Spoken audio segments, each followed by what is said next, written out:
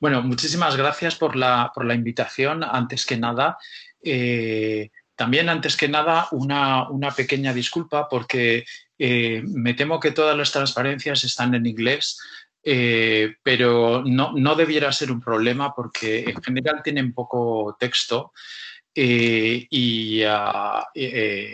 va a ser todo muy básico, o sea, una introducción muy a vista de pájaro de lo que es el tema de la charla, que es la introducción a la simulación atomística de materiales, ¿verdad?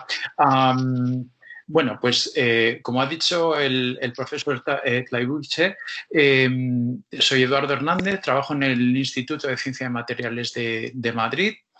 Bueno, es para mí un gran placer estar aquí con ustedes hoy. Antes de entrar en materia, me gustaría decir que bueno, vamos a cubrir muchos temas. Por supuesto, la simulación de materiales es un campo amplio si no todo, esencialmente casi todo lo que voy a contar está recogido en estas referencias que muestro aquí en muchísimo más detalle del que yo pueda contar hoy. O sea que cualquiera de ustedes que esté interesado en seguir esta materia de la simulación de materiales, bien sea por puro interés o por un interés más, digamos, profesional, pues estas referencias dos de las muchas que podrían encontrarse son altamente recomendables.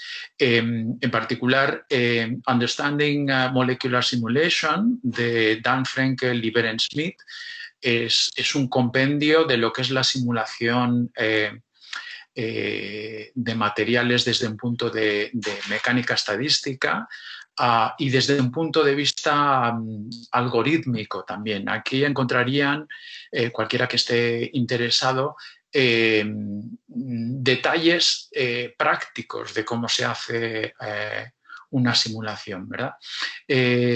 Esta otra referencia, Statistical Mechanics Theory and Molecular Dynamics Simulation, es un libro un poco más teórico de Mark Tuckerman, pero también, aunque sea más propiamente dicho, un libro de mecánica estadística, que es, digamos, el área de la física que más está conectada con la simulación de materiales, no por ello olvida el aspecto de la simulación y tiene muchos comentarios y muchos detalles sobre los aspectos prácticos de la simulación, además de los aspectos puramente teóricos. Ya digo, cualquiera de estos dos libros sería un buen punto para empezar. Yo recomendaría los dos, pero no son los únicos. Encontrarán decenas de otros que seguro que son buenos también y que en cierta medida complementarían a estos. Bien, antes de seguir, me gustaría decir, no sé si es lo más práctico en una charla virtual, ¿no? por internet, pero siéntanse libres de interrumpirme en cualquier momento si hay algo que no queda claro, si hay alguna pregunta. No sé si hay una posibilidad de hacerlo por chat. En cualquier caso, creo que no lo veía, pero me pueden hablar y si les puedo oír, intentaré responder a sus preguntas. Y si no, entiendo que al final tenemos también un turno de preguntas. De acuerdo, pues después de este preámbulo, vamos a los contenidos de la charla. Empezaré dando una pequeña introducción motivando el tema de la simulación, por qué es interesante, por qué hacemos simulaciones. Luego iré un poco sobre cada uno de los ingredientes que son necesarios en una simulación. Hablaré un poco de los modelos de los que disponemos para simular materiales. Hablaré de los algoritmos que usamos para los distintos tipos perdón, de simulación. discúlpeme, los distintos tipos de simulación que podemos hacer y que se hacen habitualmente. Todo esto irá salpicado con algún ejemplo aquí y allá. No es que al final vaya a hablar de los ejemplos de manera separada. Si hay tiempo, contaré un ejemplo en concreto en más detalle. Pero no es que haya una sección aparte, sino que conforme vayamos viendo modelos y algoritmos, iré mencionando ejemplos concretos sin entrar en mucho detalle porque no habrá tiempo para ello. Y acabaremos con un resumen de todo lo visto.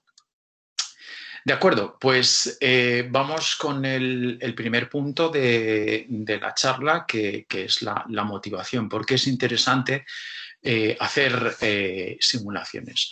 La pregunta es, ¿qué necesitamos hacer como científicos cuando queremos aprender algo, cuando queremos entender un determinado fenómeno que observamos en la naturaleza, ¿no? Pues después de unos cuantos cientos de años de historia de la ciencia, ya sabemos que lo que tenemos que hacer es realizar experimentos que nos permitan entender ese fenómeno y a ser posible comprenderlo y, digamos, formular una teoría que explique ese fenómeno.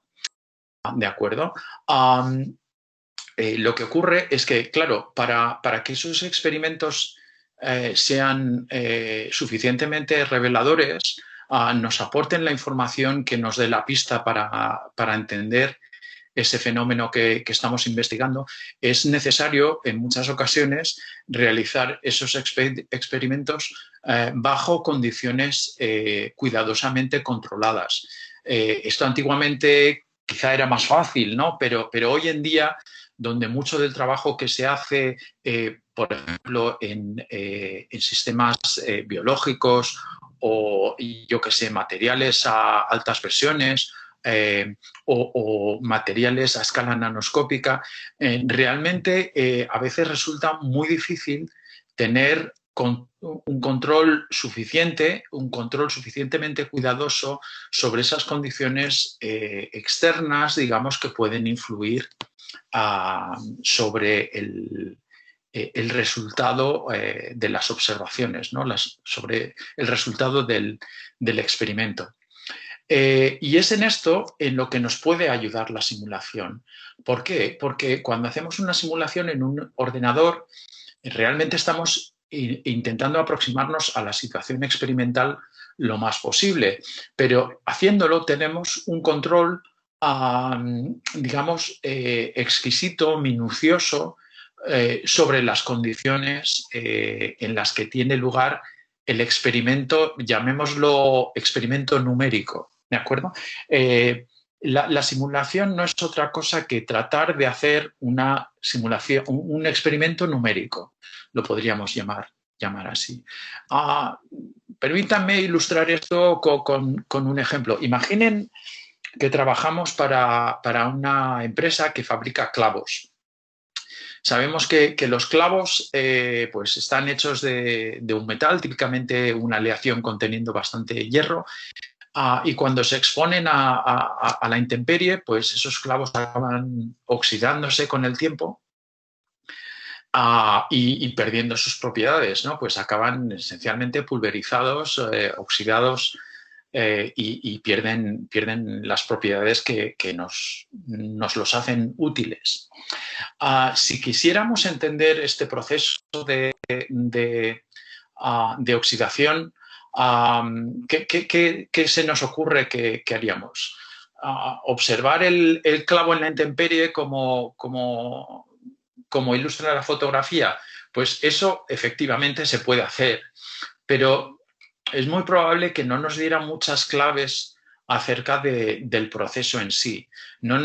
Simplemente observarlo a esta escala no nos va a permitir entender en detalle el proceso. Si no entendemos el proceso de oxidación, tampoco sabremos cómo contrarrestarlo, cómo evitar que se dé. ¿De acuerdo? en realidad lo que tendríamos que hacer es un experimento bajo condiciones muy controladas de presión, de gases que hay en el entorno, de temperatura, de grado de humedad, etcétera, etcétera, etcétera. ¿De acuerdo? Y eso es lo que podemos hacer muy bien con experimentos. Entonces la pregunta es, ¿por qué hacemos experimentos? Pues ¿por qué hacemos simulaciones? Hacemos simulaciones porque nos ayudan, digamos que complementan a la observación experimental, muchas veces permitiéndonos hacer cosas, tomar medidas o realizar experimentos simulados que en la realidad no podríamos hacer o sería demasiado complicado hacer. ¿De acuerdo? Bien, hay por supuesto muchos tipos de simulaciones. Nos vamos a centrar hoy en unos pocos tipos, pero aquí les ilustro uno que es la simulación numérica del tiempo atmosférico. Aquí hay premio para la persona de la audiencia que logra identificar en qué parte del mundo, a qué parte del mundo corresponde este mapa. ¿Alguien lo ve? ¿Hola? Mm, ¿Nadie? Bueno, fíjense, aquí se ve, se adivina la península de Florida, aquí está Baja California y aquí, pues por aquí en algún sitio están ustedes. Madrid no sale en el mapa. ¿De acuerdo? Esto es una simulación de la evolución del tiempo. Lo que ven son líneas de isobaras de gradientes bueno, variaciones de presión en distintas zonas de esta zona del mapa, ¿de acuerdo? Estados Unidos, México, el Atlántico. Y realmente este tipo de simulaciones no hay observación experimental aquí. Esto es una simulación de las condiciones de la atmósfera. Las líneas que pueden ver por aquí son líneas de dirección e intensidad de los vientos, por ejemplo. ¿De acuerdo? Este resultado de una simulación se ha obtenido resolviendo numéricamente las ecuaciones de Navier-Stokes para la atmósfera, que es simulada como si fuera un fluido, ¿no? Un gas a distintas condiciones de presión y temperatura, con unas condiciones iniciales que sí que son medidas experimentalmente mediante estaciones meteorológicas, ¿verdad? Algo parecido se puede hacer resolviendo el mismo tipo de ecuaciones, las ecuaciones de Navier-Stokes, a otra escala, ¿no? Pues, por ejemplo, en una cámara de reacción de un cierto proceso industrial, donde pues entra un fluido en una cámara de reacción a una determinada temperatura, se mueve de una cierta forma, alcanza distintos perfiles de temperatura dentro de esa cámara de reacción y de nuevo esto es un ejemplo de una simulación, ¿no? Pero estas simulaciones son de medios continuos, digamos, de un fluido que no es concebido como materia discreta formada por átomos, sino más bien por un fluido continuo, seguramente incompresible, eso dependerá de las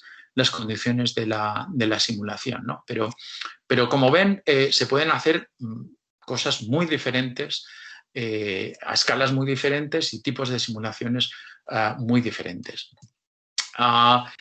Otro ejemplo en el que apenas voy a entrar, pero también para que sepan de su existencia, pues sería la resolución numérica de las ecuaciones de Maxwell para determinar cómo se mueve, cómo evoluciona un campo electromagnético en unas determinadas condiciones, ¿no? Cómo se difunde, cómo se propaga a través de un cierto material, etcétera. Todas estas cosas se hacen en simulación hoy en día, pero bueno, son simulaciones, pero no son el tipo de simulaciones de las que yo quiero hablarles hoy, porque no tendríamos tiempo de cubrirlo todo. Yo específicamente les voy a hablar de lo que llamo simulaciones atomísticas de materiales, que consisten en precisamente eso, la expresión es descriptiva, ¿no? Vamos a considerar materiales descritos bien como aglomerados de átomos o, en todo caso, de moléculas, pero en cualquier caso de entes discretos de la materia, ¿verdad? Pues este es un ejemplo de una simulación donde lo que pueden ver es un material laminado, probablemente esto es una disulfuro de tungsteno o algo así, que se ha intercalado, pues no lo sé, esta simulación no la he hecho yo, huelga decir, se ha intercalado con algo que parecen moléculas biológicas, ¿no? No conozco los detalles de la simulación, esta imagen está sacada de internet, pero es realmente una simulación y, como pueden ver, pues se pueden hacer cosas de cierta envergadura, ¿verdad? Bueno, pues vamos a hablar un poco pero muy brevemente, de la historia de la simulación. Uno podría imaginar distintos momentos de la historia de la ciencia en la que se podría hablar del comienzo de la simulación, pero yo realmente, digamos que un punto conveniente es el preámbulo, ¿no? Antes de los inicios de la simulación. Durante la Segunda Guerra Mundial, pues seguramente sepan ustedes que empezó a desarrollarse la tecnología informática. Los primeros ordenadores se fabricaron obviamente con fines militares, pero la tecnología no se perdió acabada la guerra, y en los años 50 del siglo pasado, los científicos que trabajaban con los ordenadores, que lo habían hecho durante la Segunda Guerra Mundial con fines belicistas, pues empezaron a pensar en darles otros usos más acordes con sus intereses científicos, ¿no? Y fue durante esta época, durante la década de los años 50, cuando se sientan las bases de lo que es la simulación de materiales. En 1953, Metropolis y coautores describieron lo que hoy se conoce como la técnica de simulación de Monte Carlo, de la que hablaré muy brevemente después. Y apenas unos pocos años más tarde, en 1957, Alder y Wainwright describieron lo que hoy conocemos como dinámica molecular, que es otro de los pilares de la simulación atomística de materia. Estos dos artículos, digamos, son lo que podemos considerar el principio de la simulación en ciencia de materiales atomística. Durante los años 60, 70 y 80, pues hubo mucho progreso en la parte de algoritmos, y a la par hubo y continúa habiendo hoy en día un rápido desarrollo de la industria informática, de la técnica informática, que ha permitido que la simulación a día de hoy, pues por muchos científicos, sea considerada casi como una técnica experimental más en la ciencia de materiales. De hecho, hoy en día es facilísimo encontrar artículos que contienen una parte experimental por un lado y una parte de simulación por otra, que se complementan mutuamente y que refuerzan las ideas, las conclusiones expuestas en el artículo, ¿no? Hoy en día esto se ve como un artículo más convincente cuando conlleva las dos partes de experimento y simulación, experimento numérico, valga la expresión. Bien, en 1980 hubo un artículo muy importante por Andersen que describió por primera vez la simulación a condiciones de temperatura y presión constante. Hasta este punto, las simulaciones que se hacían, en particular con dinámica molecular, eran todas a energía constante. Luego veremos por qué, pero energía constante, digamos que es una situación muy idealizada para un material. Un material normalmente no vive aislado del resto del universo, sino que está en contacto térmico o térmico y mecánico, es decir, intercambia presión con el entorno, ¿no? Entonces, este artículo fue, digamos, muy revelador porque permitió, digamos, dar un paso más aproximándonos a una simulación más realista de los materiales que interesaba simular. Pocos años más tarde, Carr y Parinello describieron lo que hoy conocemos como dinámica molecular ab initio o de primeros principios. Veremos un poquito más adelante lo que significa esto, pero esencialmente significa combinar una técnica de simulación como dinámica molecular con cálculos de primeros principios. Ellos en particular lo hicieron basados en teoría del funcional de la densidad, que creo que muchos de ustedes conocen por charlas anteriores dentro de este ciclo de conferencias. Muy bien, pues la historia, esta semblanza histórica termina aquí. No quiere decir que no haya pasado nada desde 1985 hasta ahora. Ha pasado y mucho, como intentaré ilustrarles, pero digamos que estos son momentos estelares o digamos, momentos puntuales que conviene recordar en lo que sería una breve historia de la simulación atomística de materiales. Bien, vamos a considerar por un momento la simulación como una receta culinaria, ¿no? Pues, ¿qué necesitamos en una receta? Lo primero, la colección de ingredientes que necesitamos para preparar el plato. Son esencialmente tres. Lo primero que necesitamos es tener una serie de cuestiones, una serie de preguntas que nos interesa responder sobre el sistema concreto en el que estamos interesados.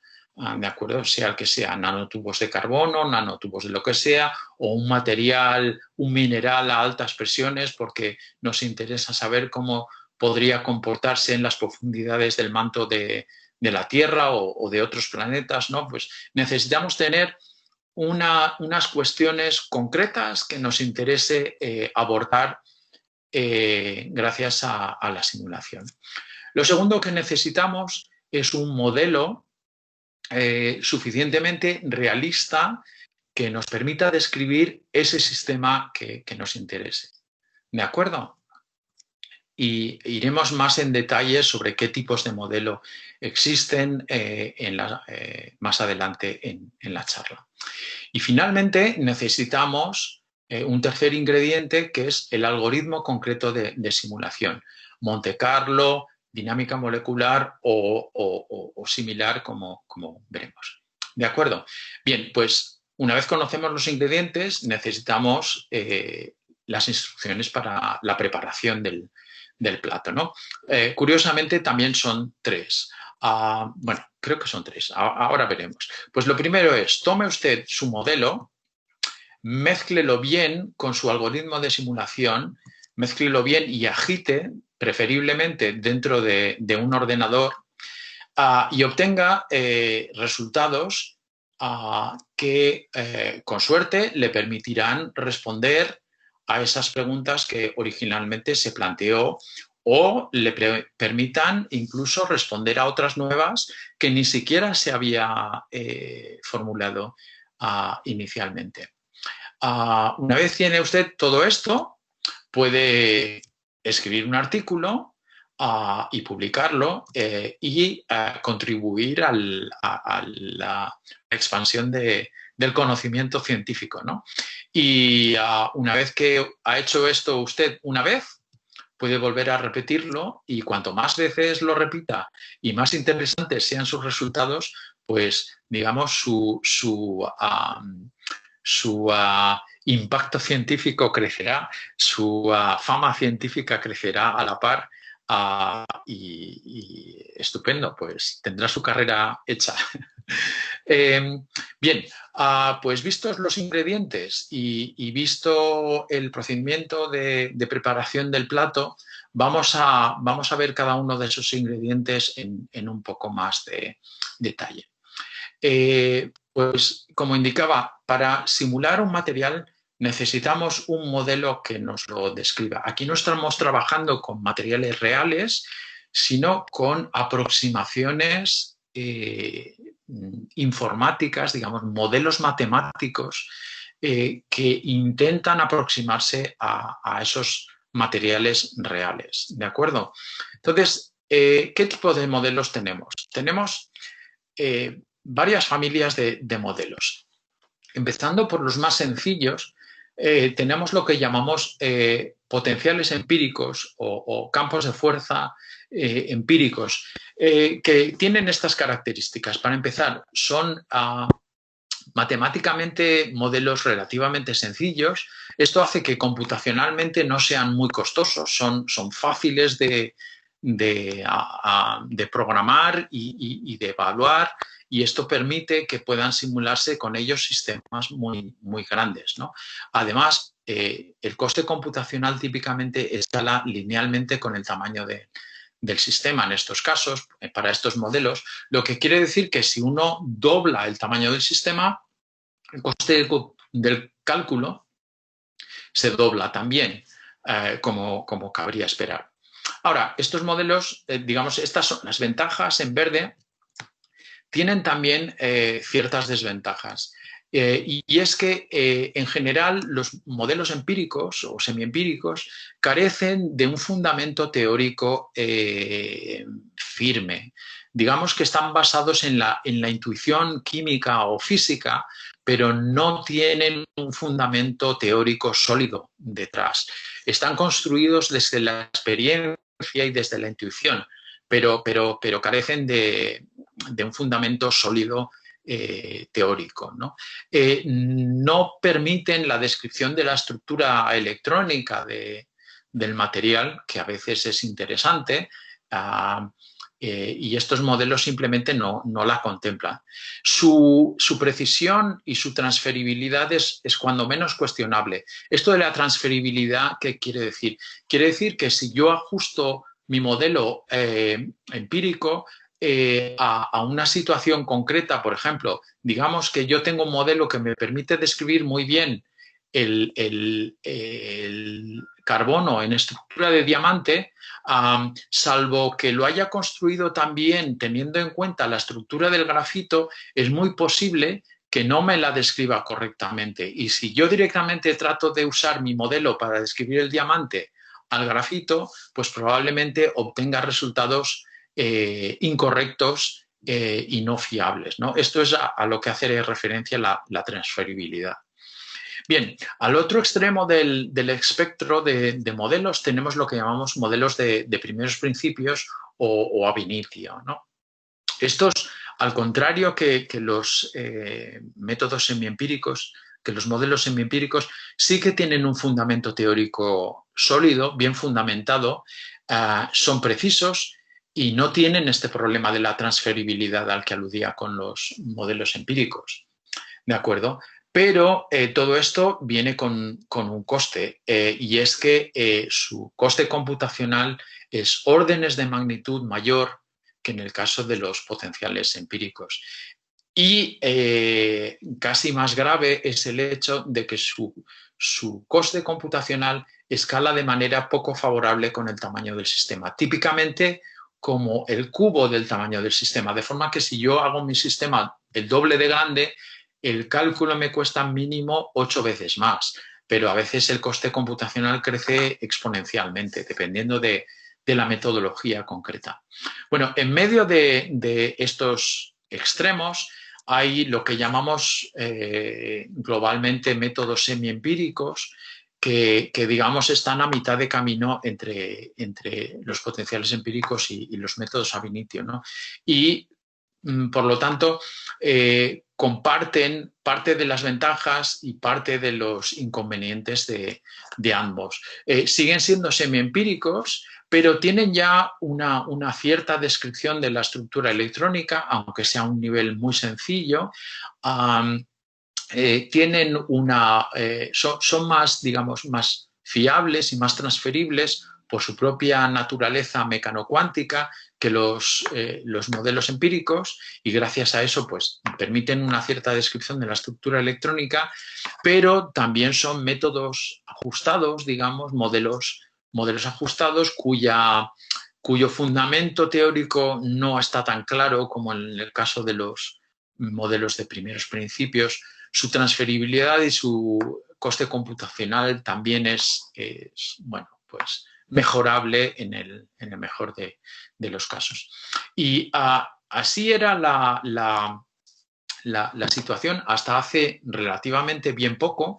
En los últimos, digamos, en los últimos 5 o 6 años se ha puesto muy de moda el usar métodos basados en técnicas de inteligencia artificial, redes neuronales y cosas así, que nos permiten desarrollar modelos que a todos los efectos podríamos considerar métodos empíricos, pero, o potenciales empíricos, pero que son tan fiables como los métodos de primeros principios, porque de hecho se construyen ajustando a una grandísima base de datos de estructuras y energías y fuerzas y tal, construida con métodos empíricos. Las redes neuronales se pueden entender como un objeto matemático extremadamente flexible y que por lo tanto permite ajustar, fitear muy bien colecciones de datos, ¿no? Y eso los hace pues mucho más fiables que los métodos empíricos, que los potenciales empíricos tradicionales, porque de hecho es casi como obtener la fiabilidad de los primeros principios a un coste ligeramente superior, pero más comparable al de los potenciales empíricos. Esta es un área que ahora mismo está en explosión. Cada día prácticamente aparecen nuevas publicaciones con estas técnicas, y yo preveo que en pocos años pues estaremos haciendo esto todos los que trabajamos en simulación. Bien, simplemente para resumir esto, resaltar un poco lo que ya he explicado. Conforme vamos de potenciales empíricos, métodos semiempíricos a métodos ab initio, pues la fundamentación, digamos, ¿cómo decir? El fundamento teórico se vuelve más sólido, es mayor en los métodos de primeros principios, es muy pobre en los métodos de potenciales empíricos. La precisión y la fiabilidad de los métodos crece también en esta dirección, pero también crece, como he indicado, el coste computacional, y esto hace que, aunque todos querríamos estar trabajando con métodos de primeros principios siempre que podemos, pues no siempre es posible, simplemente porque, a pesar de que la potencia de cálculo de la que disponemos hoy en día es infinitamente mayor que era hace pues relativamente poco, todavía no podemos hacer todos los tipos de simulaciones que quisiéramos hacer a este nivel, y muchas veces tenemos que recurrir a los métodos de potenciales empíricos. Entonces, ¿qué modelo debemos usar? Pues la regla de 3, la regla de trabajo que yo, a la que yo he llegado y que les sugiero a aquellos de ustedes que quieran dedicarse a esto en el futuro, es que lo mejor es usar el método más sencillo y por lo tanto menos costoso, que le permita dar respuesta a las preguntas que se formulen sobre el sistema que les interese estudiar. ¿De acuerdo? Entonces, si para ese sistema y para esas cuestiones les es suficiente atacar el problema con un método semiempírico, pues por lo menos empiecen por ahí. Si luego ven que no es suficiente y necesitan un método más avanzado, pues siempre se puede hacer más tarde. Uh, pero no hay que empezar matando moscas a cañonazos, porque muchas veces uno se encuentra con que ataca el problema a nivel ab initio y ve que no llega a ningún lado simplemente porque el coste computacional es demasiado grande y no se puede progresar. ¿De acuerdo? Muy bien, pues vamos a ver algunos ejemplos de potenciales empíricos descritos muy, muy por encima. Ya les aviso. Cuando queremos describir una molécula de este tipo, típicamente pues uno se puede imaginar un hidrocarburo o una molécula de interés biológico que tenga este tipo de estructura, ¿verdad? Pues aquí tenemos enlaces que pueden vibrar, tenemos ángulos de enlace que a su vez pueden moverse, a ángulos de rotación, que también son grados de libertad a tener en cuenta en este tipo de sistemas, y hay ya mucha experiencia por parte de los grupos de investigación que trabajan con este tipo de sistemas y que han desarrollado campos de fuerza o modelos empíricos que tienen este tipo de expresiones, ¿verdad? Donde tenemos, pues, típicamente un primer término, este primer sumando, que describe distancias de enlace como potenciales armónicos también para describir las vibraciones de los ángulos, potenciales de este tipo para describir ángulos de torsión e incluso lo que llamamos interacciones a más largo alcance, ¿no? Entre átomos que no están directamente enlazados entre sí, pero que tienen interacciones de tipo Van der Waals o incluso coulombianas si resulta que son iones y tienen cierta carga, ¿no? Con lo cual, pues tienen una interacción de este tipo. Con este tipo de potenciales pueden hacerse cosas realmente muy, muy elaboradas, como simular este tipo de moléculas biológicas que son, bueno, proteínas, ¿no?, que interaccionan unas con otras, y dense cuenta que aquí no estamos recurriendo no estamos mostrando todos los átomos, pero están ahí, ¿de acuerdo? Incluso aquí no se muestran las moléculas de agua que rodearían a estas moléculas que están realmente en solución acuosa, ¿no?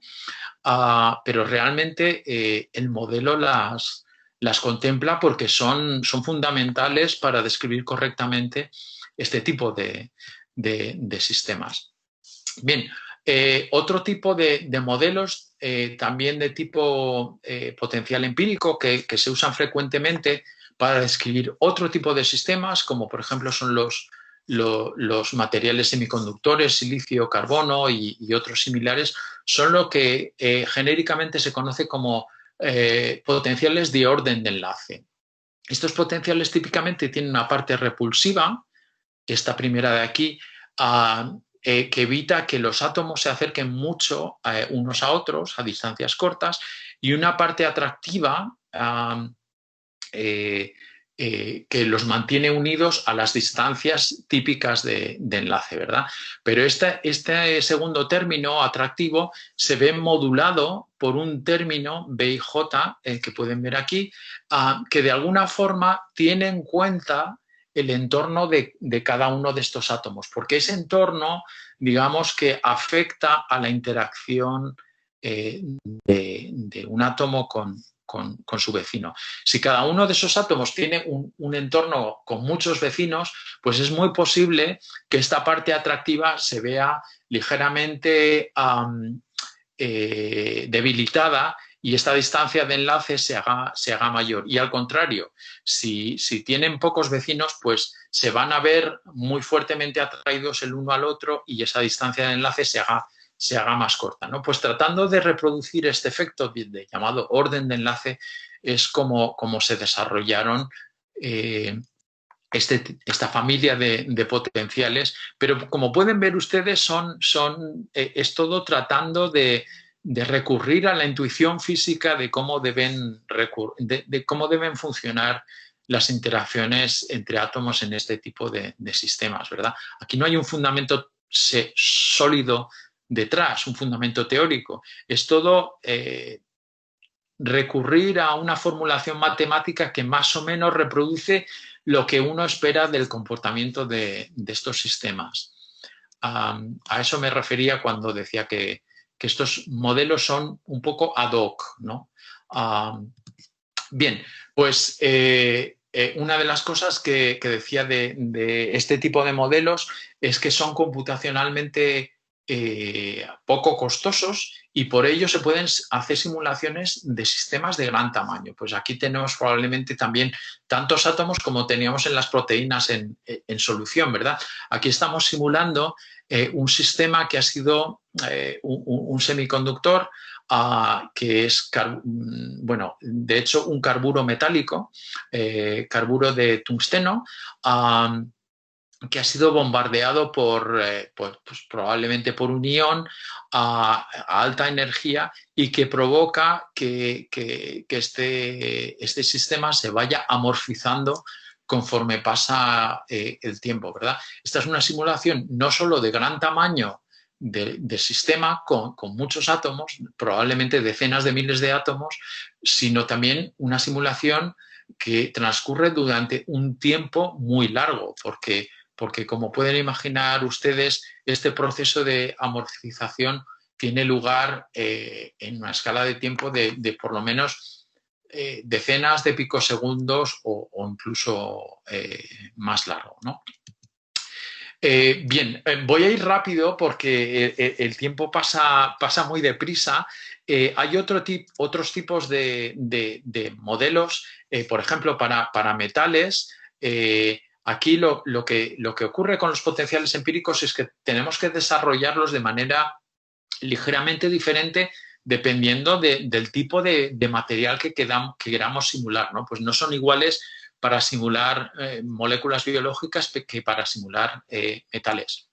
No voy a entrar en detalles, pero también disponemos de familias de modelos para simular sistemas metálicos. Simplemente les quiero ilustrar el tipo de cosas que se pueden hacer. Esto es una simulación que muestra el proceso de fusión de un metal, creo que es litio, donde, como pueden ver, aquí tenemos parte del sistema cristalino, está puesto en contacto a través de una interfase con parte del sistema que es líquido, y con simulaciones de este tipo podemos determinar, por ejemplo, la temperatura de fusión que reproduciría este modelo. Aquí estamos viendo, esto es un perfil de densidad, cuando la densidad atómica tiene estos picos oscilantes, estamos viendo planos del sistema donde es cristalino, ¿verdad? Mientras que cuando la densidad es más o menos constante, estamos en el líquido. Si la temperatura a la que tiene lugar esta simulación está por debajo de la temperatura de simulación, al final lo que va a ocurrir es que el sólido irá creciendo en tamaño y el líquido irá poco a poco desapareciendo. Mientras que, al contrario, si la temperatura de las simulaciones está por encima del punto de fusión, lo que ocurrirá será lo contrario, ¿no? Será el sólido el que acabe desapareciendo y acabemos con todo el sistema líquido pasado un cierto tiempo. Pues repitiendo este tipo de simulaciones a distintas temperaturas, podemos determinar desde arriba y desde abajo cuál es la temperatura de fusión del sistema. Bien, me permitirán que no me detenga aquí porque nos quedan en principio 10 minutos, aunque, bueno, si hace falta que nos comamos algo del tiempo de discusión, mientras ustedes lo permitan, yo estoy dispuesto a hacerlo. Simplemente son ad hoc en su naturaleza. Necesitamos distintos tipos de modelos para simular distintos tipos de sistemas y no nos permiten describir la estructura electrónica. De acuerdo, pues vamos ahora a ver muy por encima métodos semiempíricos, ¿de acuerdo? Estos son un paso adelante, un paso más allá en la rigurosidad del modelo. Ahora sí incorporamos, aunque sea de manera muy sencilla, una descripción de la estructura electrónica del sistema.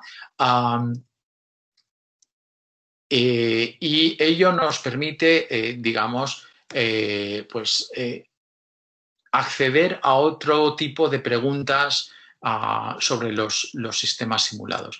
Bueno, permítanme que no entre en los detalles de cómo funciona esto. Simplemente ahora combinamos no ya una descripción puramente en base a un potencial empírico, sino que tratamos de describir la estructura electrónica del sistema a un nivel ya pues mecanocuántico como requiere la descripción de los electrones, ¿no? Pues tenemos que resolver la ecuación de Schrödinger del sistema, el sistema siendo los electrones moviéndose en el campo generado por los núcleos.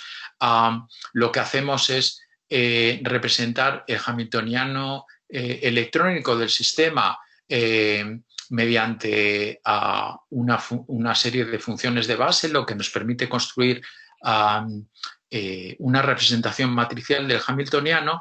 Y la cuestión está en que en los métodos de primeros principios, estas integrales de aquí las intentamos calcular de manera aproximada, pero lo más, digamos, precisa posible. Mientras que en los métodos semiempíricos tipo type binding, en lugar de calcular las integrales, simplemente lo que hacemos es ajustarlas. Al igual que en los potenciales empíricos, ajustábamos la energía del sistema con una fórmula matemática, pues vamos a asumir que estas integrales vienen descritas por fórmulas matemáticas que dependen de la distancia entre átomos y otros parámetros, y los vamos a ajustar para que nos describan lo mejor posible el sistema. Esa es la diferencia principal entre los métodos de primeros principios y los métodos semiempíricos. Bueno, este es un ejemplo concreto, no voy a entrar en detalles porque no nos aclara nada, simplemente les quiero mostrar que con ese tipo de modelos ya semiempíricos de type binding, podemos hacer el mismo tipo de simulaciones que podíamos hacer con los potenciales empíricos, es decir, podemos simular la estructura del sistema a nivel atómico, pero además nos permiten acceder a otro tipo de información que, como les avanzaba ya, que es la información de tipo de la estructura electrónica del sistema.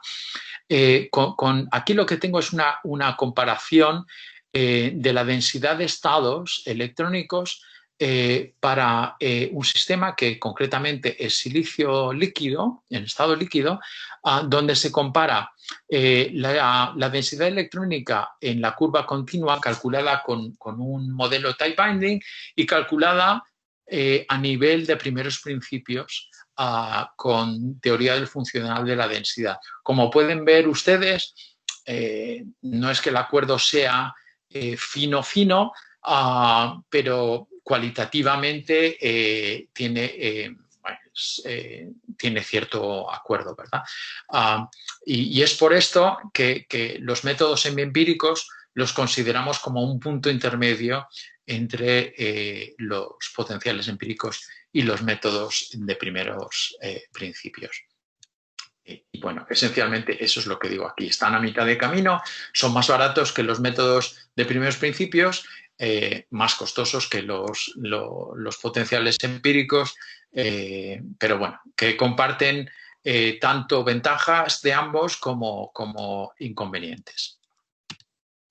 Bien, finalmente, los métodos de primeros principios, de los cuales hay dos tipos, los basados en metodologías dependientes de la función de onda, como serían interacción de configuraciones, métodos perturbativos, etcétera. Estos realmente en simulación de materiales tienden a usarse menos, porque son lo más costoso de lo más costoso. Son más fiables en principio, son más precisos, pero a día de hoy se usan sobre todo para sistemas moleculares o estudios donde no pretendemos acceder a la termodinámica del material, sino simplemente a la estructura y a la energética, ¿verdad?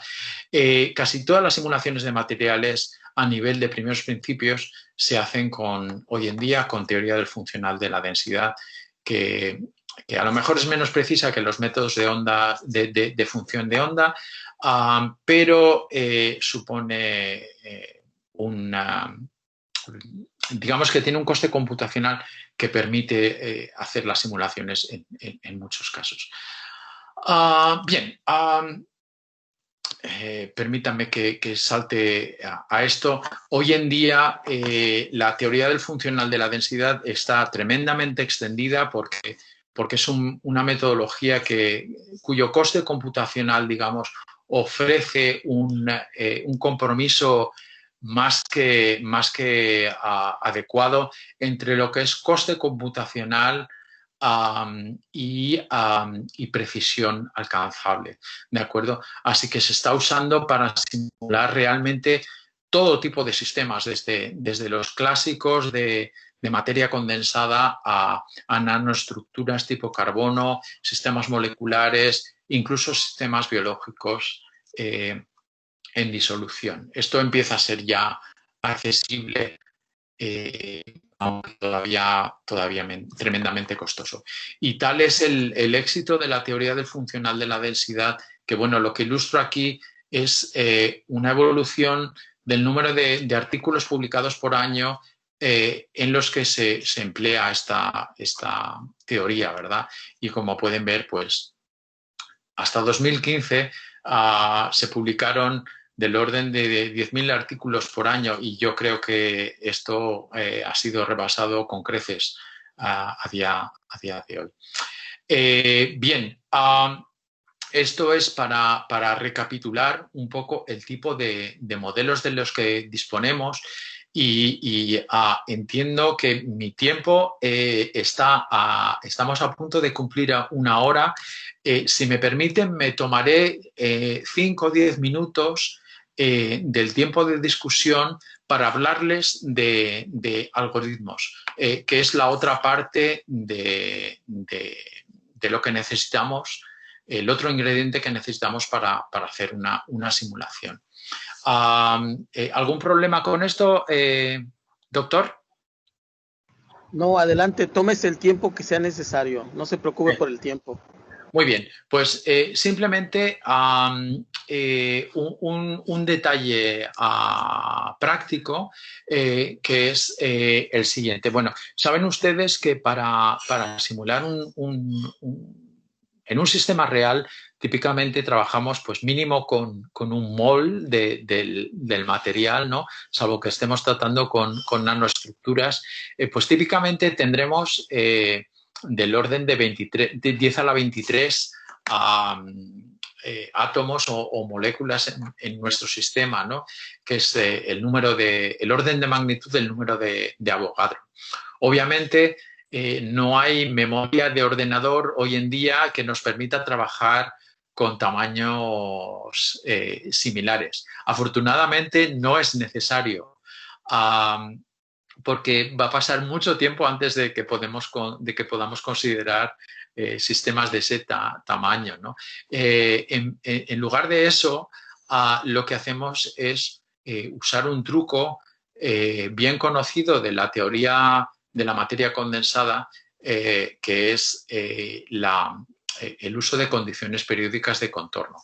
Hacemos creer a nuestro sistema que está rodeado de copias idénticas de sí misma, ¿de acuerdo? De forma que un átomo cercano a esta pared, en realidad no está viendo aquí una pared, está viendo a este otro átomo como si estuviera aquí, ¿de acuerdo? Y esto es una aproximación, pero es una aproximación, digamos, que nos permite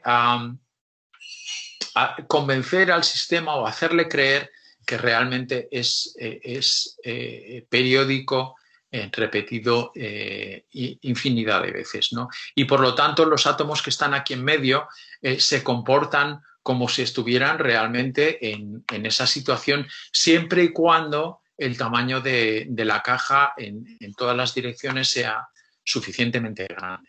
¿De acuerdo? Bueno, pues esto es lo que llamamos condiciones periódicas de contorno. Entonces, ¿de qué tipo de algoritmos disponemos para hacer simulaciones de materiales? Realmente de tres, que son los siguientes. Son lo que llamamos relajación estructural, técnicas de Monte Carlo y simulaciones de dinámica molecular. Sobre estas dos voy a pasar muy rápido porque me parecen más obvias y me centraré un poquito más sobre esta que es con la que yo estoy más, en la que he trabajado más y que además está más extendida hoy en día. Relajación estructural, ¿qué es esto? Pues uno puede ver la energía del sistema en el que estamos interesados como una función matemática que depende de las posiciones atómicas de nuestro sistema, ¿no? De las distancias de enlace, de los ángulos de enlace, etc. Y nos podemos, por lo tanto, plantear la posibilidad de encontrar la energía mínima, la configuración del sistema, las posiciones atómicas que hagan esa energía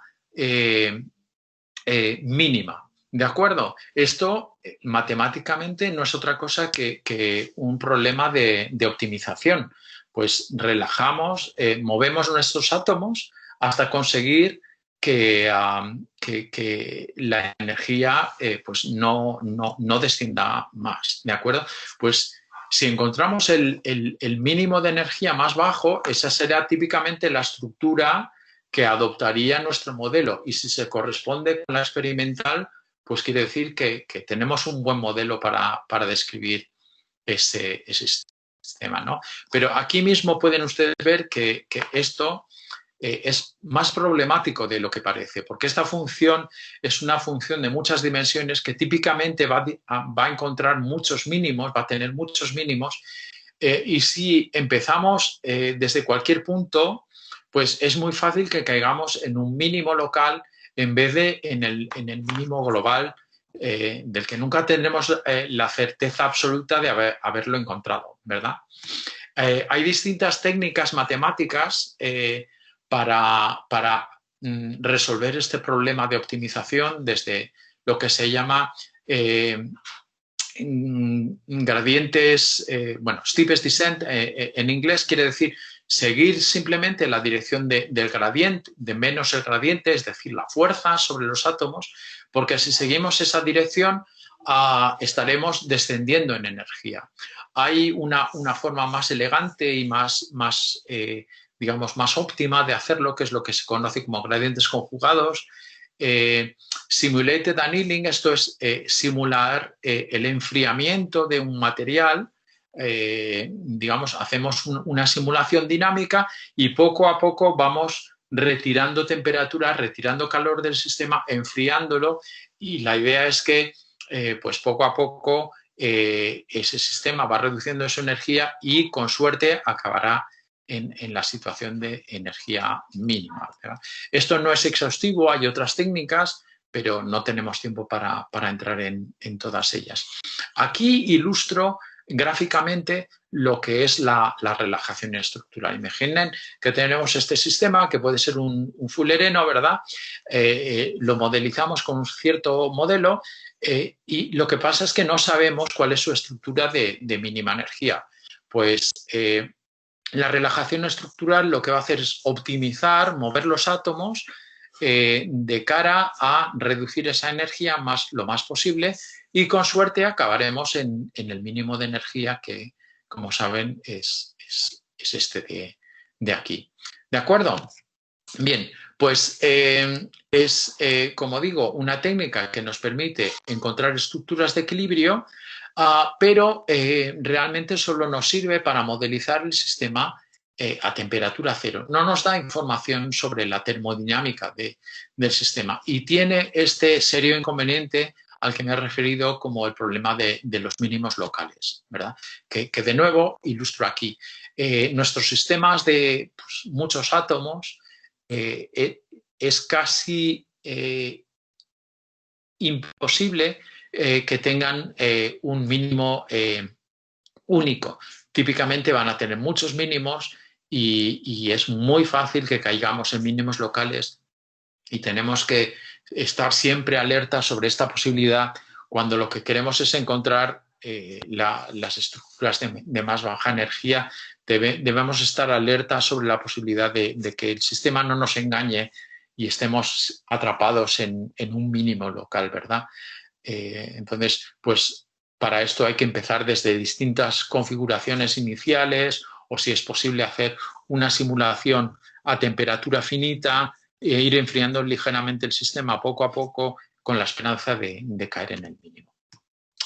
Bien, pues unas pocas palabras sobre el método Monte Carlo. De verdad que no quiero quitarles mucho tiempo sobre la charla, o sea, la sesión de discusión. Esencialmente, el método consiste en lo siguiente. Imaginen que ustedes quieren calcular esta integral, la integral, o sea, el área del círculo, porque necesitan conocer el valor de pi. El área del círculo de radio unidad es el valor del número pi. Si lo hacemos solo sobre un cuadrante, pues multiplicaríamos por 4 el área debajo de la curva, ¿verdad? Pero ¿cómo calculamos ese área de la curva? Pues si no sabemos geometría diferencial, análisis numérico, pues lo podríamos hacer experimentalmente, numéricamente, lanzando dardos, ¿verdad? La proporción de dardos que caigan sobre este cuadrante que esté dentro digamos, por debajo del área de la curva, dividido por el número total de dardos que caen en el cuadrado, pues nos permite tener una estimación de pi, ¿verdad?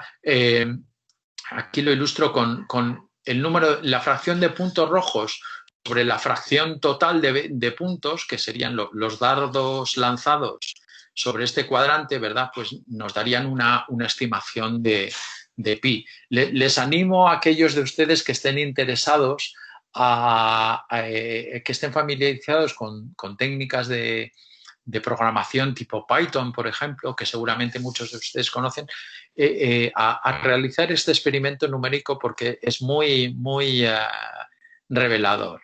Efectivamente, uno consigue una estimación hasta algunas cifras decimales del valor de pi mediante este método. Bien, pues ¿qué tiene que ver esto con la simulación de átomos? Pues con la simulación de átomos, claro, realmente lo que estamos haciendo es tratar de calcular la termodinámica del sistema en el que estamos interesados, ¿verdad? Imaginen que tenemos una propiedad o un observable que depende, pues, por ejemplo, de las coordenadas de los átomos en el sistema, descrito con el hamiltoniano. Pues el promedio de valores que esa propiedad puede tomar, la mecánica estadística nos dice que lo podemos calcular de esta forma. Estas integrales son integrales de muchas dimensiones, tantas dimensiones como grados de libertad tenemos en el sistema, y no hay forma de calcularlas excepto en casos muy sencillos como el oscilador armónico y similares. No hay forma de calcularlas de manera directa, pero podemos calcularlas o estimarlas numéricamente de la misma forma que les he ilustrado con el cálculo numérico de pi. Simplemente son integrales de más dimensiones, ¿no? Pero se pueden hacer de una forma, o se pueden estimar de una forma parecida. Y la diferencia con respecto a las simulaciones de relajación estructural es que aquí sí ya tenemos, estamos simulando el sistema de interés a una cierta temperatura, porque este beta de aquí no es otra cosa que 1 sobre la constante de Boltzmann multiplicando la temperatura a la que estamos simulando el sistema. Monte Carlo, sin embargo, no nos da, digamos que es como una pseudodinámica, nos da termodinámica, pero no nos permite acceder a la evolución temporal del sistema. Para hacer eso necesitamos la tercera técnica, que es lo que llamamos dinámica molecular, que también es muy sencilla de entender. Esencialmente lo que estamos haciendo no es otra cosa que acceder al mismo tipo de integrales, pero ahora aproximándolas como un promedio sobre el tiempo. Lo que hacemos es resolver las ecuaciones de Newton, ¿vale? Las ecuaciones de Newton para los átomos o moléculas del sistema. De nuevo, no las podemos resolver exactamente, solo se puede hacer eso para una serie de casos muy sencillos, como de nuevo el oscilador armónico. Cuando tenemos más grados de libertad, necesitamos hacerlo numéricamente, pero esto se puede hacer, ¿vale? Y se puede hacer en un esquema de este tipo, donde partimos de unas condiciones iniciales de posición y velocidades, resolvemos las ecuaciones numéricamente, lo que en otras palabras significa avanzar en el tiempo posiciones y velocidades, y repetimos este ciclo tantas veces como sea necesario. Y esto nos permite seguir la evolución de las partículas, de los átomos o moléculas. Aquí simplemente he representado 3, pero hay otras que no vemos, ¿no? Para poder, digamos, llamar atención sobre estas 3. Y lo que podemos ver es cómo se están difundiendo en tiempo real. Esto sería una simulación de un fluido, y lo que estamos viendo es trayectorias que, como ven, son muy irregulares, de átomos o moléculas de ese sistema que están constantemente chocando y cambiando su dirección y su velocidad con otras partículas en la caja. ¿De acuerdo? Bueno, y con este tipo de simulaciones, ¿qué conseguimos? ¿Qué propiedades podemos extraer del sistema? Pues podemos extraer propiedades estructurales. Lo que estoy representando aquí son lo que llamamos funciones de distribución radial, ¿verdad? Imaginen que estoy sentado sobre un átomo que está aquí a una distancia 0 y me dedico a mirar a qué distancias están los átomos vecinos en la caja de la simulación, ¿verdad? Pues construyo un histograma de esas distancias, y este histograma me da información sobre la estructura que está adoptando el sistema a la temperatura a la que lo estoy simulando. Aquí se ven 2 curvas, una negra que tiene más estructura, y tiene más estructura porque nos está diciendo que realmente este sistema, a la temperatura que lo estoy simulando, que son 500 Kelvin, es realmente un sistema sólido, que de hecho, por otras razones, sé que está en la estructura FCC. Pero si yo caliento el sistema lo suficiente, acaba fundiendo, se convierte en líquido, y entonces la función de distribución radial es la que obtengo, es la roja, que, como ven, tiene una estructura mucho más,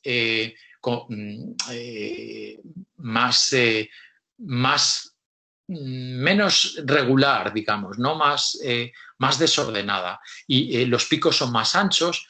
Quiere decir que los átomos se están moviendo más al encontrarse a una temperatura mayor, ¿verdad? Otro tipo de información estructural que puedo obtener es un histograma también sobre los ángulos. Este es un histograma donde pinto el el coseno y el número de ángulos, el coseno del ángulo formado entre tres vecinos, considerando un átomo central y dos de sus vecinos, calculo el ángulo entre ellos y miro a ver cuántos átomos hay formando ese tipo de ángulo. Esto también me da información sobre la estructura que está adoptando el sistema bajo las condiciones a las que lo simulo, ¿de acuerdo? Bien, eso todo es información estructural, pero también puedo obtener información dinámica, por así decir, cuando hago dinámica molecular. Pues un tipo de información que puedo extraer es la difusión que se observa en el sistema. Aquí estoy pintando lo que llamamos desplazamientos cuadráticos medios. Es decir, para un átomo o molécula concreto miro dónde estaba a un tiempo cero y calculo la distancia que se ha movido en un tiempo t, y eso al cuadrado. ¿De acuerdo? Einstein, en uno de sus artículos de 1905, predijo, mediante argumentos de mecánica estadística, que en un líquido, de hecho es la famosa ecuación del movimiento browniano, estos desplazamientos cuadráticos medios tienen un comportamiento lineal con el tiempo, ¿de acuerdo? Y la pendiente está relacionada con lo que se conoce como el coeficiente de difusión. Bien, pues simulando el sistema a distintas temperaturas, cuando es sólido no hay difusión, ¿de acuerdo? Los átomos están oscilando en torno a sus posiciones de equilibrio y por lo tanto la pendiente de esta curva es cero, como se aprecia aquí, pero a una temperatura suficientemente alta como para que el sistema ya funda, pues los átomos ya pueden moverse a lo largo de todo el sistema y lo hacen de la manera que predijo Einstein, ¿de acuerdo? Con un comportamiento lineal que nos da el coeficiente de difusión que, como pueden ustedes ver, es función de la temperatura del sistema, porque a mayor temperatura, mayor difusión, por lo tanto, esta pendiente crece. Como ya esta es la segunda vez que ven hoy esta transparencia, dependiendo del modelo que usemos, podemos compaginar toda esta información estructural y dinámica con también información sobre la estructura electrónica, si el modelo empleado nos aporta esa información, como es el caso aquí, ¿verdad? Bueno, pues estamos a punto de terminar. Yo, claro, les he intentado dar una pequeña ilustración de lo que es la simulación atomística de materiales. Les he contado las cosas que pueden hacer, pero no todo es color de rosa aquí. La simulación no sirve para todo.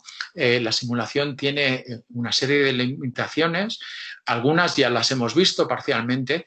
No vamos a poder simular sistemas para los que no dispongamos de un modelo adecuado, ¿de acuerdo? Y en particular, la calidad de las predicciones que podamos hacer con nuestras simulaciones va a depender de la fiabilidad, de la calidad, en otras palabras, del modelo que hayamos empleado.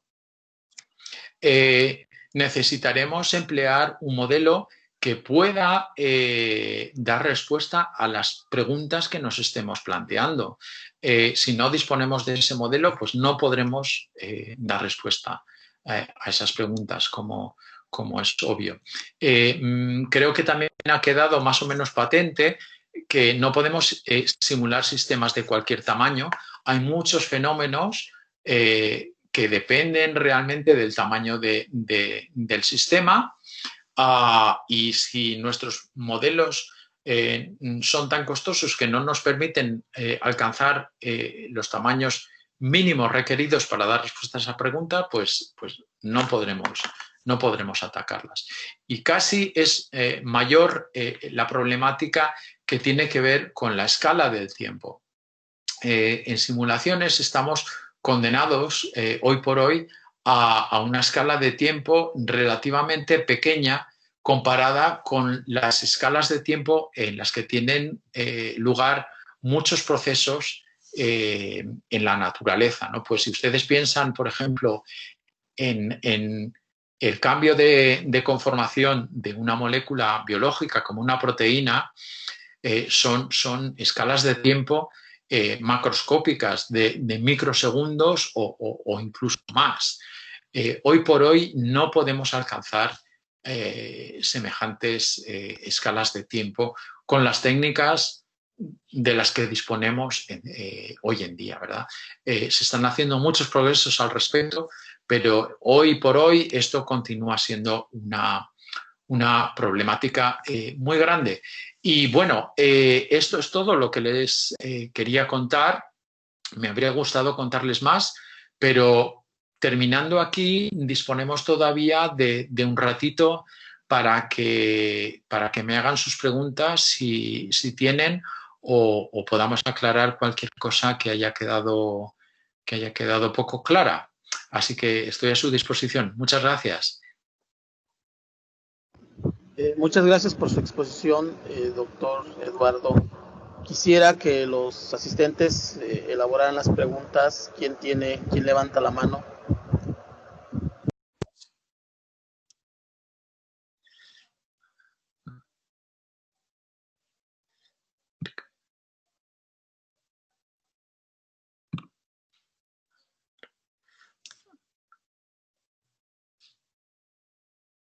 Estoy intentando poner mi cámara para ver si les... creo que tengo que, antes de poder hacerlo. Sí, hay una mano levantada por aquí. Sí, así es. Mi pregunta va encaminada a las condiciones periódicas.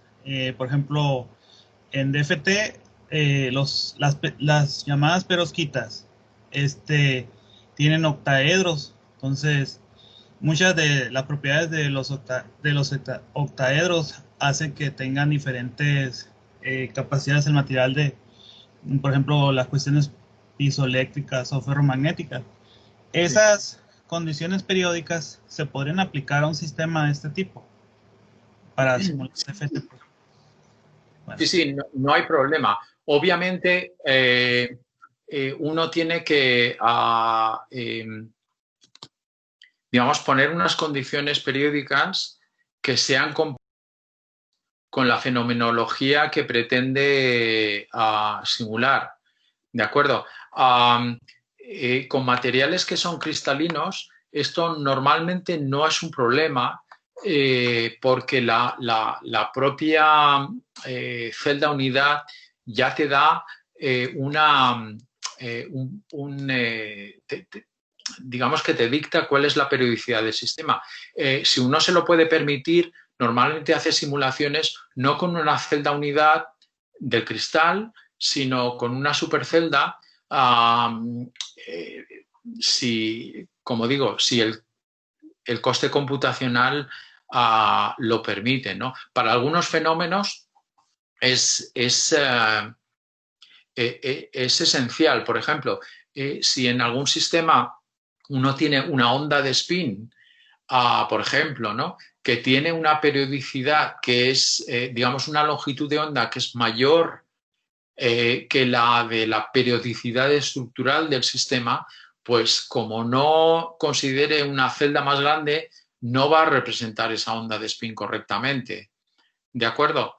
Pero esto es en general posible y lo único es tener cuidado como para que las condiciones periódicas que uno imponga realmente sean compatibles con la periodicidad del fenómeno que uno está investigando, ¿no? Ok, muchas gracias. Un placer.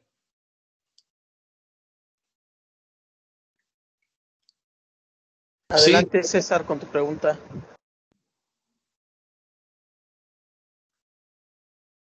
Gracias, buenas tardes. Primero que nada, gracias doctor por su tiempo y por la plática, me pareció muy interesante. Muchas gracias.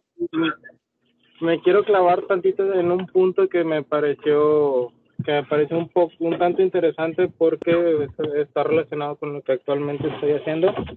Usted, y esto ya lo había leído, usted comentó que cuando se tiene un cálculo, se quiere proponer una estructura nueva en el proceso de optimización, va a haber muchos mínimos locales, que nunca vamos a tener la certeza de llegar al mínimo absoluto. Y mi pregunta va encaminada, si uno, usando, por ejemplo, la teoría del funcional de la densidad, desea proponer una estructura nueva, obviamente, si variamos en la composición inicial, las coordenadas o la estructura en sí, podemos llegar a una optimización diferente cada vez. En su experiencia, me gustaría saber más o menos, comparando una estructura, una optimización con otra, cuántas veces o cuál sería el grado de exactitud donde nosotros podemos decir, este es el candidato bueno, este es la que me gustaría presentar en una publicación. Sí.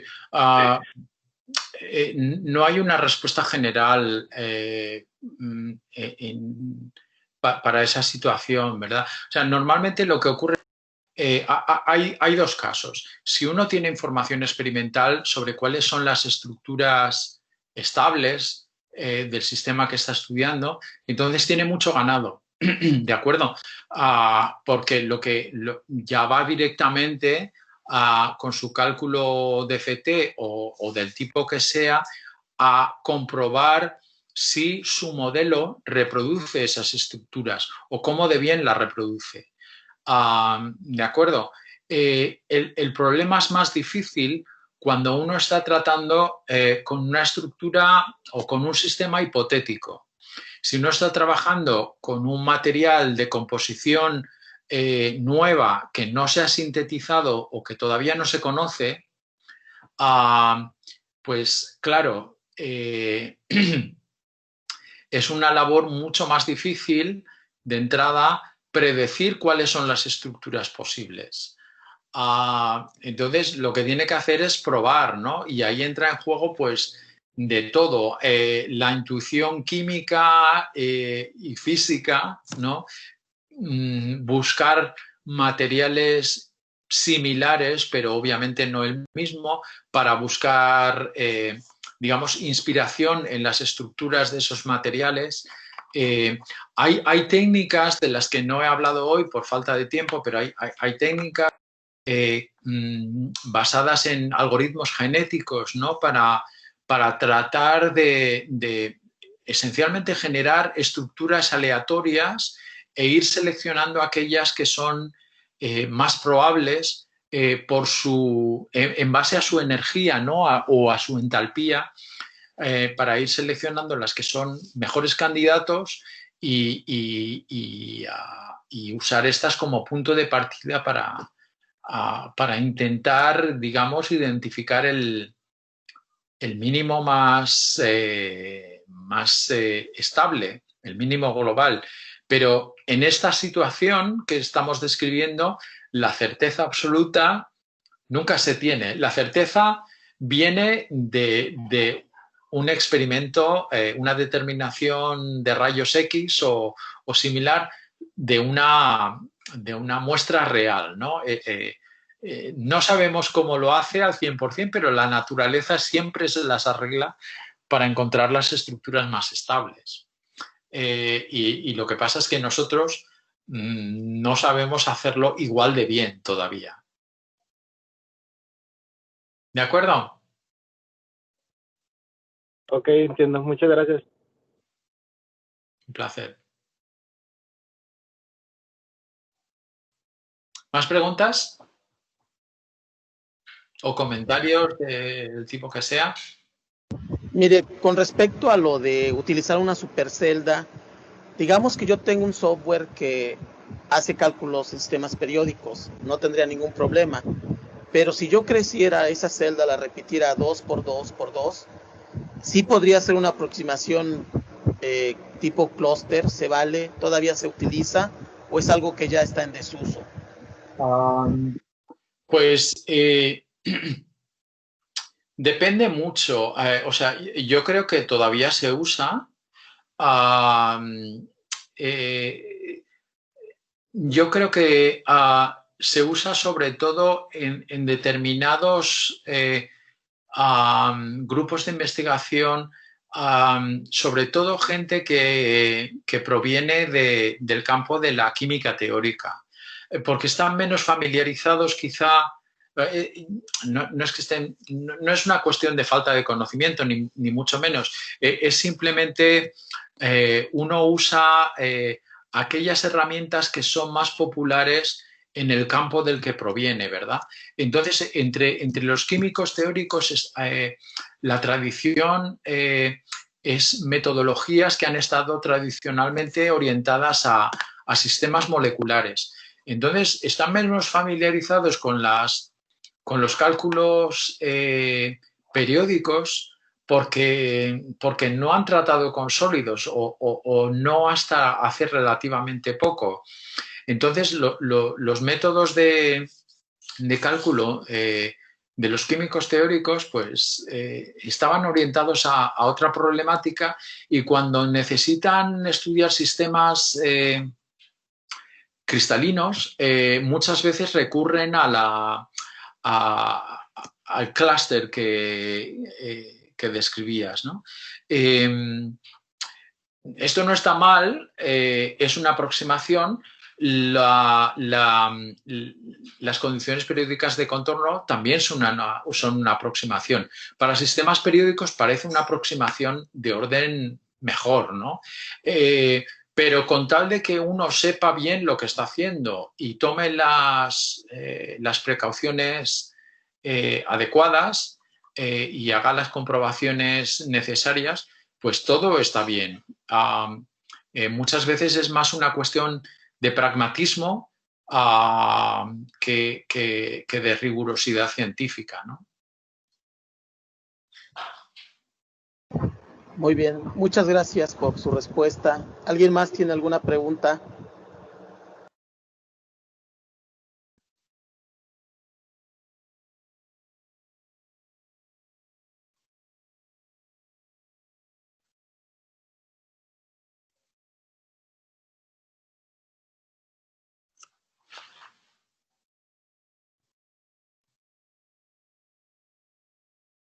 Bueno, yo quisiera preguntarle otra.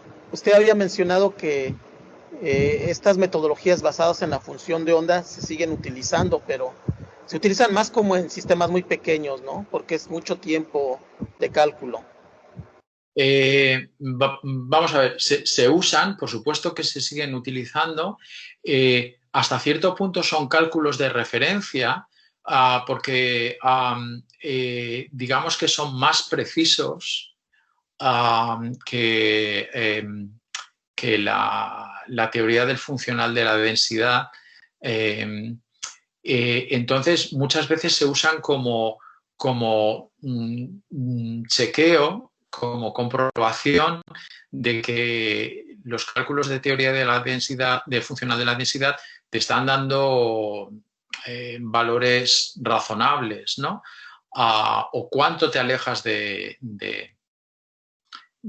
los valores más precisos, ¿no? Mediante el uso de la teoría del funcional de la densidad. Así que, por supuesto que se siguen utilizando. Donde no se usan tanto es combinándolos con Monte Carlo o con dinámica molecular, porque algo que no sé si ha quedado suficientemente claro por ir muy deprisa en la charla es que en un cálculo de dinámica molecular, por ejemplo, en cada paso, ¿de acuerdo? Cuando hay que calcular las fuerzas y la energía, cada paso de tiempo, uno necesita hacer un nuevo cálculo de la energía del sistema. Y eso es lo que resulta costoso, ¿de acuerdo? Si se trata de hacer un solo cálculo a una estructura fija, pues con la gran potencia de cálculo que tenemos hoy en día, es relativamente accesible hacer cálculos de métodos basados en funciones de onda para sistemas todavía relativamente grandes, ¿verdad? lo que no resulta posible es hacer estos cálculos muchas veces, que es lo que uno necesita hacer en una simulación, particularmente si uno necesita simular el sistema durante mucho tiempo, durante muchos pasos de dinámica o de Monte Carlo. Por lo tanto, es ahí donde resulta problemático usar estos métodos de función de onda y donde la teoría funcional de la densidad realmente ha encontrado mucho uso porque es mucho menos costosa que los métodos de función de onda, ¿verdad?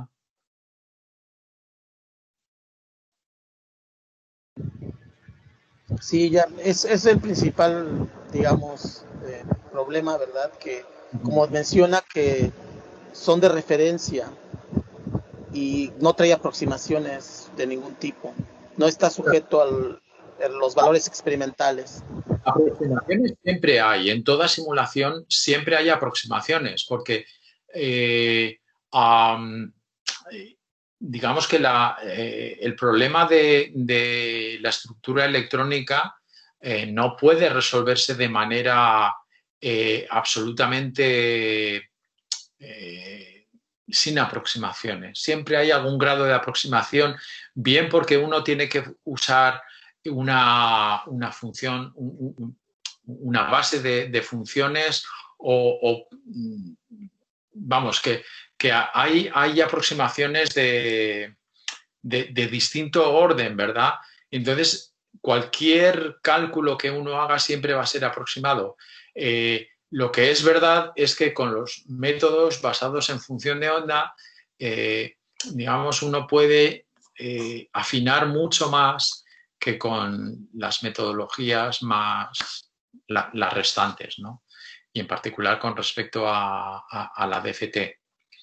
La DFT también ha mejorado mucho. Digamos, el kit de la cuestión con DFT es la energía de correlación e intercambio.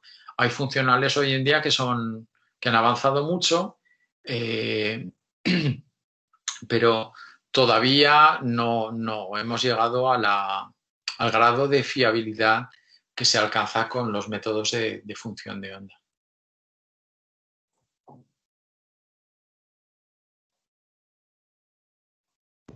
Otra pregunta, con respecto a un nanotubo de carbono, lo ideal sería tener una celda unitaria y repetirlo en una dirección, pero ¿cree que se pueda sacar algo si yo hago crecer en esa dirección y lo calculo con un software que me calcule moléculas? ¿Cree que en algún momento yo puedo ver la tendencia y sería válido o de entrada tendría que hacerse con un sistema periódico y un programa que esté basado en ondas planas? Pues, como siempre, depende de lo que quiera hacer. Vamos a ver, los nanotubos son curiosos, los de carbono en particular, porque, como usted sabe, los hay que son metálicos y los hay que son semiconductores, dependiendo de cómo se enrolla la lámina de grafeno para construir el nanotubo, ¿verdad? Entonces, un nanotubo que es metálico no se puede describir mediante una aproximación de clúster, porque por definición un sistema finito tipo clúster nunca va a ser estrictamente metálico. Entonces, si a usted le interesa describir un sistema, un nanotubo que es metálico, como tal, una aproximación de clúster es cuando menos cuestionable. Ahora bien, si usted se plantea cuestiones sobre otro tipo de propiedades como las propiedades mecánicas, pues es posible que independientemente de que el material sea metálico o no, pues pueda obtener resultados razonables mediante una aproximación de clúster. Entonces, depende del sistema, depende de las preguntas que usted se esté planteando, depende de la metodología. Hay que verlo caso por caso y no hay una respuesta genérica. Esto Muy bien. no es fácil, ¿no? Uno tiene que atacar su problema con las armas que tenga a mano y siempre tiene que intentar hacerlo lo más razonablemente posible. Muy bien, muchas gracias. Rodolfo, tienes una pregunta. Sí, buenas tardes. Gracias por la plática muy interesante. Gracias. Mi pregunta es, en el costo computacional, ¿solo nos interesa o sea, solo nos preocupa el tiempo del proceso o también hay una limitación de recursos computacionales a nivel mundial? No acabo de entender la pregunta. O sea, no sé si la pregunta se refiere a cuál es la disponibilidad de potencia de cálculo a nivel mundial. Sí, o sea, mi pregunta es si existe suficientemente recurso computacional, pero el costo es por tiempo o el costo incluye que hay poco recurso computacional. Bueno, vamos a ver. Hoy en día hay realmente la potencia de cálculo es inmensa. Claro, digamos que una cosa es la velocidad de los procesadores que tenemos hoy en día y otra cosa es el número de centros de cómputo que hay repartidos por todo el mundo, ¿no? Un investigador individual no tiene acceso a la potencia de cálculo mundial. Lo que tiene típicamente acceso es a las facilidades ofertadas por un determinado centro, ¿no? Entonces, las limitaciones para una simulación concreta son de este tipo, pues lo que uno puede hacer con el equipo al que tiene acceso. Esto cada vez es una limitación menor porque pues como sabemos, la potencia de cálculo, la velocidad de los procesadores, el tamaño de las máquinas, los algoritmos, todo esto va mejorando.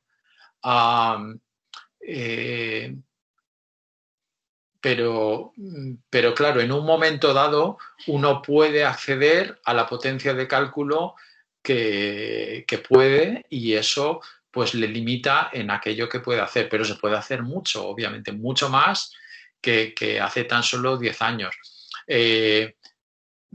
Por ponerle un ejemplo ilustrativo, ahora mismo en el ordenador de sobremesa que tengo, que es un portátil, o probablemente incluso en mi teléfono móvil, tengo más potencia de cálculo de la que tenía en un superordenador en el centro de trabajo en el que hice mi tesis doctoral hace, bueno, casi 30 años ya.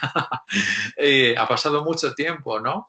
Y sobre todo ha pasado mucho tiempo desde un punto de vista de las facilidades informáticas que han evolucionado mucho. Pero eso no quiere decir que hoy se pueda hacer todo. Estamos todavía limitados en mucho de lo que podemos hacer en simulación, pues por las limitaciones de cálculo. No sé si eso responde a la pregunta. Sí, muchas gracias, sí.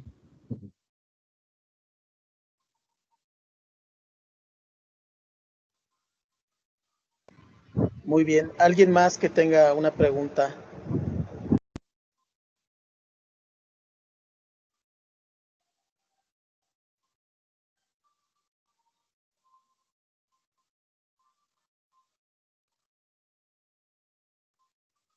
Bueno, yo tengo una. ¿En qué sistema se está trabajando ahora? Pues, ¿O solo se está dedicando a hacer programación?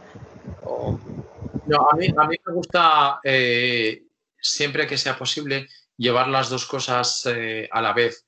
Les comentaba antes que hay este movimiento ahora mismo, este gran interés en combinar técnicas de simulación con metodologías de inteligencia artificial basadas en redes neuronales.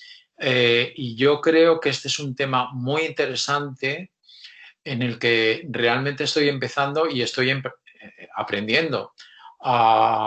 Entonces estoy trabajando en esto, aunque no tengo resultados todavía que les pueda compartir, pero es un tema que me interesa mucho y vamos, que estoy convencido que va a ser poco menos que revolucionario, no solo en la simulación, sino en toda la ciencia y en toda la tecnología realmente. Porque esto de la inteligencia artificial realmente es un tema muy interesante y muy poderoso, con muchas posibilidades. Pues estoy trabajando en esto, pero también mantengo, digamos, mi línea de trabajo tradicional, que es la simulación de materiales con las técnicas que les he estado describiendo hoy, ¿no? Y en particular, pues tengo una colaboración con un grupo experimental. Ellos miden propiedades mecánicas de nanotubos de carbono y pueden hacer esto a distintas temperaturas y observan una dependencia de, por ejemplo, el módulo de Young, que mide la resistencia a la deformación de un material, ¿no? En concreto de los nanotubos.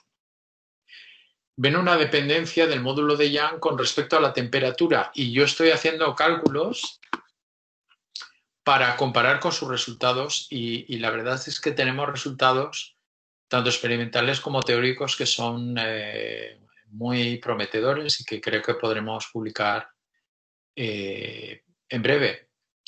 Y son, ya digo, hay un acuerdo muy bueno y esto es particularmente reconfortante, ¿no? Los que trabajamos en simulación soñamos con poder, digamos, ayudar a los experimentales y obtener resultados parecidos a los suyos y que nos permiten entenderlos mejor.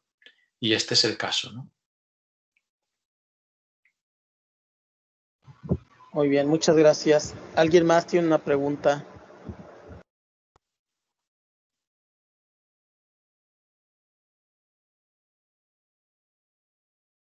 Yo quiero hacerle una con respecto a los estudiantes, postdocs. Si algún muchacho quiere estar allá con usted, ¿qué tendría que hacer? ¿Cuál es el procedimiento? Ajá. Bueno, ahora mismo la situación es harto complicada, como se puede imaginar, por todo esto que estamos viviendo, ¿no? Cuando no tenemos esto, esta pandemia que nos castiga, bueno, el problema principal es obtener la financiación.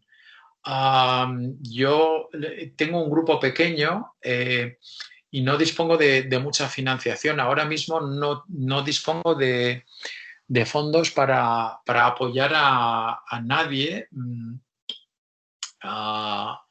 Pero existen programas, hay un programa AEFI de cooperación internacional entre España con países hispanoamericanos, ¿no? Y sé que este programa, que se convoca anualmente, uno de los aspectos que tiene es que oferta becas para financiar la estancia de estudiantes de doctorado, bien que quieran pasar un tiempo de su doctorado realizado en su país de origen principalmente, pues que quieran pasar un tiempo aquí, o bien que quieran realizar un doctorado en España. Y no estoy seguro, pero yo creo que debe haber un programa similar para estancias postdoctorales.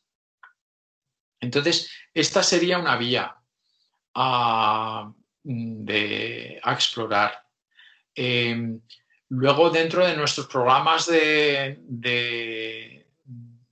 investigación, nosotros cada vez que pedimos un proyecto, pues pedimos, además de fondos, solemos pedir pues 1 o 2 becas de doctorado que luego asignamos a candidatos interesados, ¿no?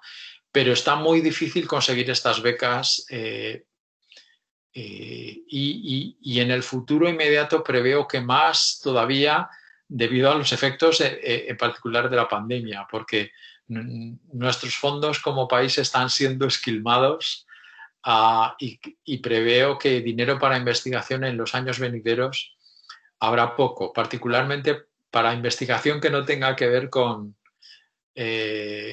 cuestiones biomédicas, ¿no?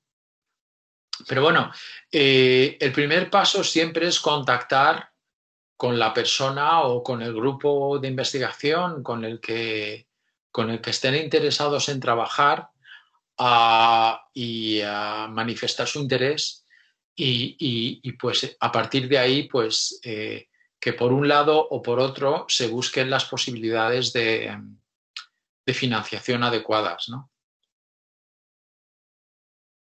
Muy bien, la pregunta iba porque sabemos que vamos a estar todos limitados en cuanto a viajes y esto, y vamos a tener que idearnos maneras de seguir comunicarnos, de cooperación, y tal vez utilizando plataformas como esta, ¿no? Entonces, yo creo que vamos a tener que aprender a hacer eso. En algún momento todos los que querramos seguir colaborando o encontrando nuevos lugares, nuevas pues nuevas personas con las que uno pueda estar ahí trabajando en conjunto. Sí, bueno, ha sido uno de los efectos positivos de la pandemia, ¿no?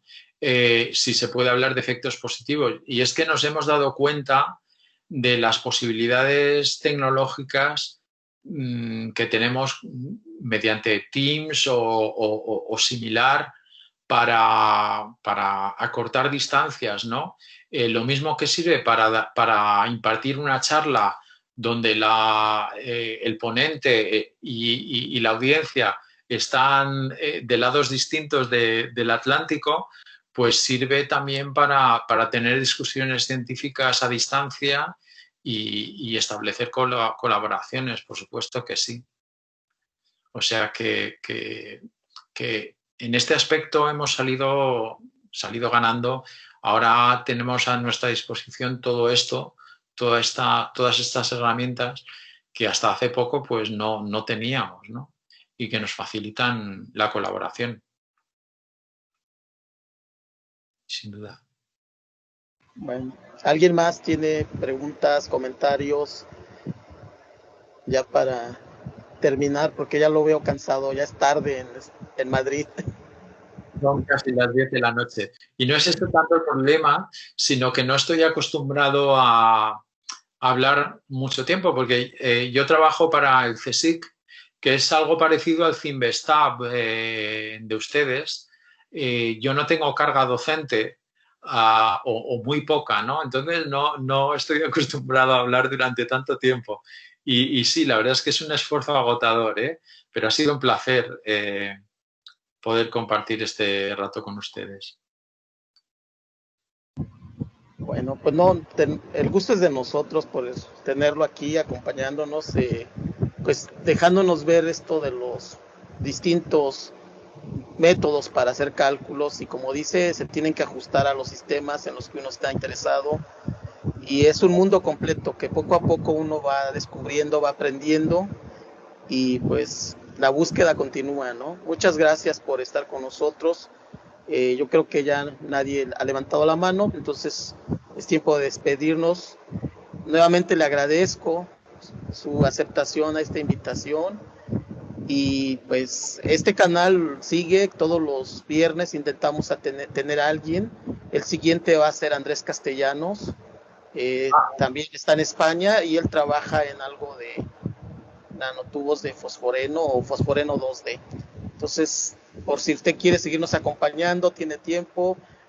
Lamentablemente el único detalle es el horario, ¿no? Pero Si no está el canal de YouTube, por si puede ahí acompañarnos, revisar las pláticas. Muchas gracias y buenas noches en España.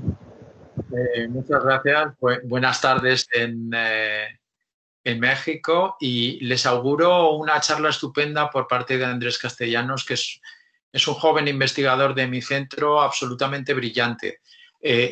Hablará de cosas diferentes de las que he tratado yo, porque él es experimental, pero estoy seguro de que les contará cosas muy, muy interesantes, así que les emplazo a su charla, que yo intentaré seguir también porque me interesa.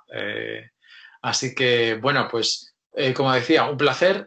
Muchas gracias por la invitación y nada, mucha suerte con el ciclo y nada, hasta la vista.